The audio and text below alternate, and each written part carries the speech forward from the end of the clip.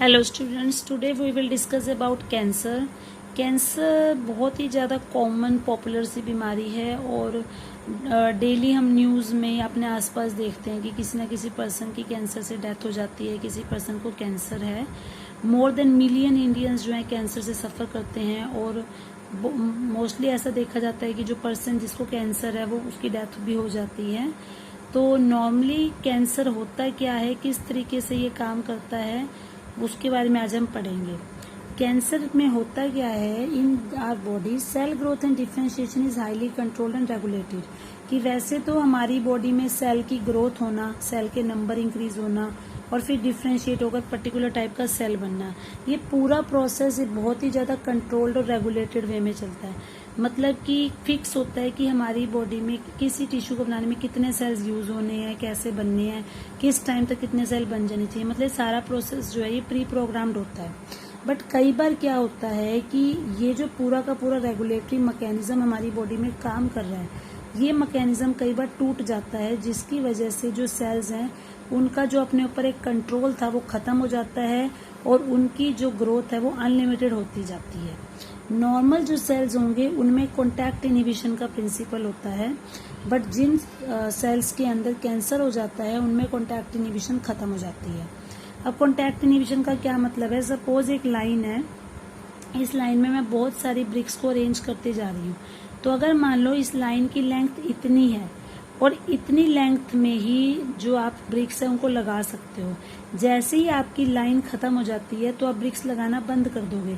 इसको हम बोलते हैं कॉन्टैक्ट इनहिबिशन, कि आप एक दूसरे के साथ उनको कॉन्टैक्ट में लगाते गए, जैसे ही उन्होंने सरफेस को टच किया यानी कि उनकी लिमिट खत्म होगी तो वहां पर और ईंटें लगना बंद हो जाएंगी।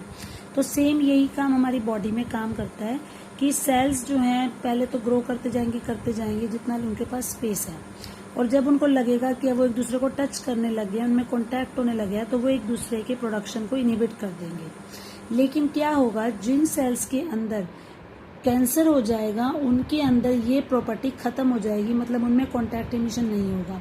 अब जब उनके अंदर इनहिबिशन नहीं होगा तो क्या होगा, उनकी ग्रोथ अनलिमिटेड होती रहेगी। अनलिमिटेड ग्रोथ जब होती रहेगी तो मतलब सपोज करो जगह तो इतनी थी, सेल्स तो आने चाहिए थे इतने, लेकिन उनको कोई मैकेनिज्म नहीं मिला, कोई फीडबैक नहीं मिला कि उनको यहाँ पे रुकना है, तो वो अभी भी अपनी संख्या बढ़ाते जाएंगे। तो बढ़ाते जाएंगे तो क्या होगा, एक जगह से वो उठने लग जाएंगे, क्योंकि जगह तो है कम और सेल्स बन रहे हैं ज्यादा, तो उनको फैलने के लिए क्या है, इधर उधर वो जो है प्रेशर डालेंगे, जिसकी वजह से एक मास ऑफ सेल क्रिएट हो जाएगा, एक सेल्स का गुच्छा क्रिएट हो जाएगा, जिसको हम बोलेंगे ट्यूमर। तो ट्यूमर्स जो है वो टू टाइप के हो सकते हैं, benign and malignant. Now what is the difference between benign and malignant tumour, again important question है। डिफरेंस की फॉर्म में भी आ सकता है, जनरल डेफिनेशन भी आ सकती है। बिनाइन ट्यूमर्स होते हैं जो उसी जगह पर ही फिक्स रहेंगे जहां पर कैंसर है, मतलब जिस जगह पे वो ट्यूमर बनना शुरू हुआ था वो अपनी उसी ओरिजिनल लोकेशन पे कन्फाइंड रहेगा, इधर उधर नहीं फैलेगा। इस वजह से इस कैंसर से जो नुकसान होता है वो भी कम होता है। और जनरली जैसे ब्रेस्ट कैंसर हो जाता है किसी को, तो वो ब्रेस्ट तक ही लिमिटेड रह जाता है, तो नॉर्मली डॉक्टर क्या करते हैं, ब्रेस्ट को कट कर देते हैं। तो उसकी वजह से जो डैमेज है वो उसी एरिया तक ही इसी मटके रह गया, उसने बाकी के सेल्स को अफेक्ट नहीं किया। बट जो मैलिग्नेंट ट्यूमर्स होते हैं उसमें जो सेल्स हैं वो प्रोलिफरेट करते जाते हैं, जिन्हें नियोप्लास्टिक या ट्यूमर सेल्स कहते हैं, और उनकी इतनी ज़्यादा फास्ट ग्रोथ होती है कि वो अपने आसपास के जो नॉर्मल टिश्यूज़ हैं उन पर भी अटैक करके उनको भी डैमेज करना शुरू कर देते हैं। और उनमें इतनी ज़्यादा एक्टिव डिवीज़न होती है कि कई बार वो नॉर्मल सेल्स की, मतलब नॉर्मल सेल्स और उनमें कंपटीशन हो जाता है। तो जो न्यूट्रिएंट्स या जो चीज़ें नॉर्मल सेल्स को चाहिए होती है वो उनको ना देकर वो सारी चीज़ें खुद लेने लग जाते हैं, जिसकी वजह से नॉर्मल सेल्स तो स्टार्व यानी कि भूखे रह जाते हैं, तो नॉर्मल सेल्स तो खत्म हो जाते हैं और वो कैंसरस सेल्स ही ग्रो करते जाती है। और ब्लड के थ्रू ये सेल्स जो है दूर दूर भी पहुंच जाते हैं और दूर दूर जाकर भी वो नया ट्यूमर शुरू कर देते हैं। मतलब जहाँ पर वो पैदा हुआ था सिर्फ उसी जगह पे अटैक ना करके वो ब्लड के थ्रू और भी दूर दूर एरियाज में चले गए, और जहाँ जहाँ वो पहुँचते जाएंगे वहाँ पर जाकर वो एक नया ट्यूमर स्प्रेड कर देंगे। तो इस प्रॉपर्टी को हम कहते हैं मेटास्टेसिस, कि मैलिग्नेंट ट्यूमर जो है बाय ब्लड अलग अलग साइट्स पे पहुंच गया और हर साइट पर पहुंचकर उसने एक नया ट्यूमर बना दिया। अब है कि कैंसर होता कैसे है, इसके कॉजेज क्या हैं। कैंसर के कॉजेज जो हैं बेसिकली 3 टाइप्स के हो सकते हैं, physical, chemical and biological. Means normal sales को, क्योंकि देखो कैंसर में कोई भी चीज़ बाहर से नहीं आती, जो हमारे खुद के सेल्स हैं, जो नॉर्मल सेल्स हैं, उन्हीं के अंदर कोई माल फंक्शनिंग हो जाती है और वो कैंसर सेल्स में बदल जाते हैं। तो हमारे नॉर्मल सेल्स को कैंसर सेल में बदलने के लिए कुछ एजेंट्स हैं जो रिस्पॉन्सिबल हैं। उन एजेंट्स को हम बोलते हैं कार्सिनोजेंस, और वो एजेंट्स फिजिकल भी हो सकते हैं, केमिकल भी हो सकते हैं, बायोलॉजिकल भी हो सकते हैं। फिजिकल एजेंट्स में बेसिकली आती है रेडिएशंस, जैसे कि इसमें एक्सरे जैसी कोई आयनाइजिंग रेडिएशंस भी आ सकती है, मतलब जो आयंस क्रिएट करती है, या गामा रेज, या नॉन आयनाइजिंग रेडिएशंस भी आ सकती है जैसे यूवी। अगर ये हमारी बॉडी पे, हमारी स्किन पे डायरेक्टली पड़ती है तो ये हमारे डीएनए को डैमेज कर देती हैं, जिसकी वजह से रॉन्ग मैसेज जाता है और उसकी वजह से भी कैंसर हो सकता है। इसके अलावा नेक्स्ट आते हैं केमिकल। केमिकल में हम एग्जांपल ले सकते हैं टोबैको स्मोक का। जैसे आपने जनरली देखा होगा कि सिगरेट और टोबैको पे भी लिखा होता है कि टोबैको स्मोकिंग या smoking is injurious to health. तो वो भी इसी वजह से, क्योंकि टोबैको के अंदर का जो धुआं है उससे लंग कैंसर होने के चांसेस रहते हैं। और बायोलॉजिकल एजेंट्स की बात करें तो कुछ ऐसे वायरसेस हैं जिनको हम ओन्कोजेनिक वायरसेस, ओन्कोजेन वर्ड हम कैंसर के लिए ही यूज करते हैं। तो उन वायरसेस के अंदर कुछ ऐसी जीन्स होती हैं जिन्हें वायरल ओन्कोजीन्स बोलते हैं, जिनकी वजह से कैंसर हो सकता है। इसके अलावा कुछ दूसरी जीन्स जैसे कि सेल्यूलर ओन्कोजीन्स, जिनको सीओंक या प्रोटो ओन्कोजीन्स है, वो भी होती हैं। ये हमारे नॉर्मल सेल्स में प्रेजेंट होती है पर एक्टिवेट नहीं होती। लेकिन अगर बाय चांस इनको कोई ऐसी कंडीशन मिल जाए कि ये एक्टिवेट हो जाए तो ये भी हमारे नॉर्मल सेल्स को कैंसर सेल्स में कन्वर्ट कर सकती हैं। अब आता है कि कैंसर का पता कैसे लग सकता है या उसको हम किस तरह से डायग्नोस कर सकते हैं। अगर हमें कैंसर को ट्रीट करना है तो उसके लिए सबसे ज़्यादा ज़रूरी बात ये है कि हमें कैंसर के बारे में अर्ली स्टेज पर ही पता लग जाए। आपने हो सकता है जनरली सुना भी हो कि कैंसर जो है उसके 3 स्टेजेस होती हैं, फर्स्ट, सेकंड, थर्ड। तो अगर फर्स्ट स्टेज पर ही पता लग जाए, मतलब बिल्कुल शुरुआती दिनों में ही अगर पता लग जाए, तो पेशेंट का ट्रीटमेंट करके उसको ठीक किया जा सकता है।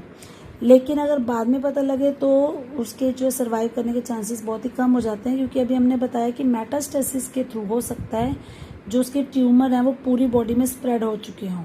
अगर शुरू में होगा तो एक पर्टिकुलर एरिया में होगा तो उस जगह का ऑपरेशन करके हम उसको ठीक कर सकते हैं। अब कैंसर को डिटेक्ट कैसे करते हैं? कैंसर को डिटेक्ट करने के लिए बायोप्सी एंड हिस्टोपैथोलॉजिकल स्टडीज की जाती हैं of the tissue and blood and bone marrow test.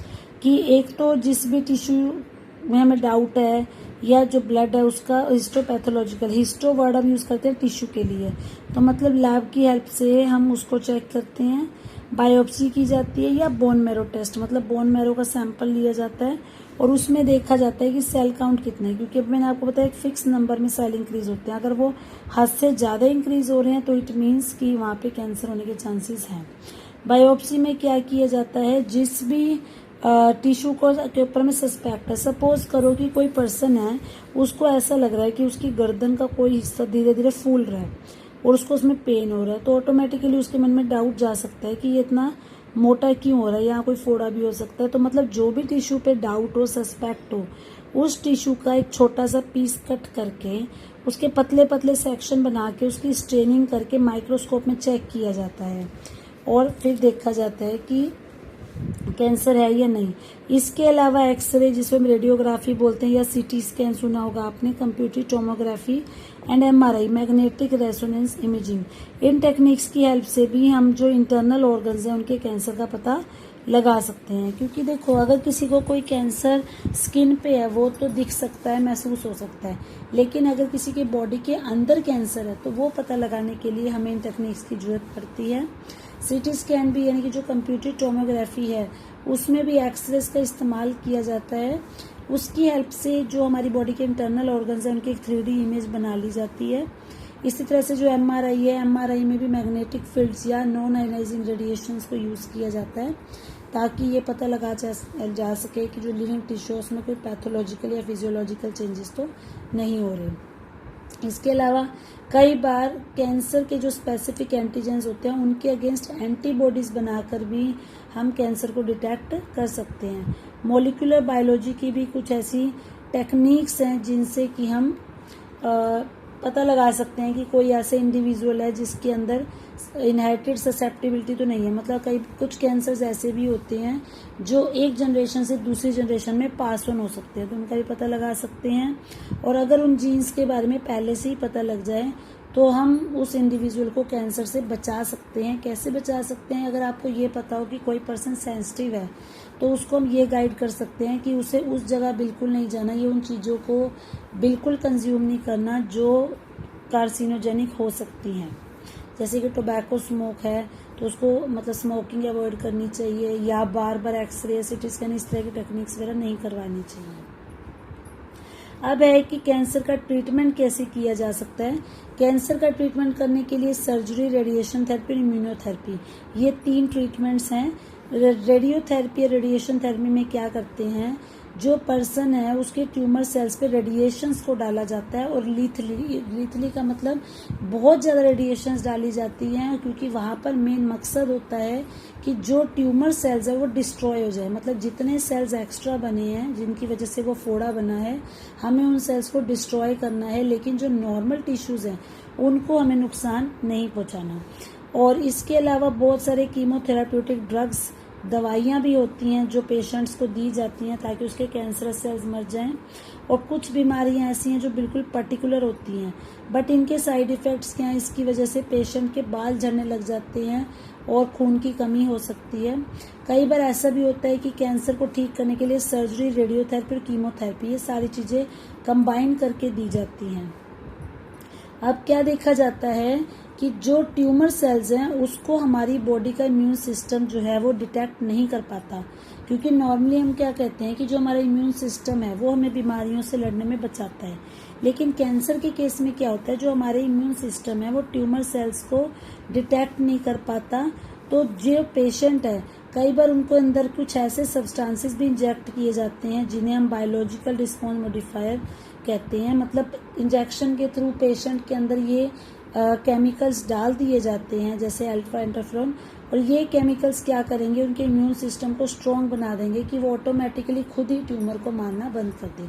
मतलब जो इम्यून सिस्टम है वो खुद से तो मार नहीं पा रहा था, तो आर्टिफिशियली हम उसके अंदर कुछ ऐसे सब्सटेंसेस इंजेक्ट कर रहे हैं जो उसे ट्यूमर को मारने में हेल्प कर सकते हैं।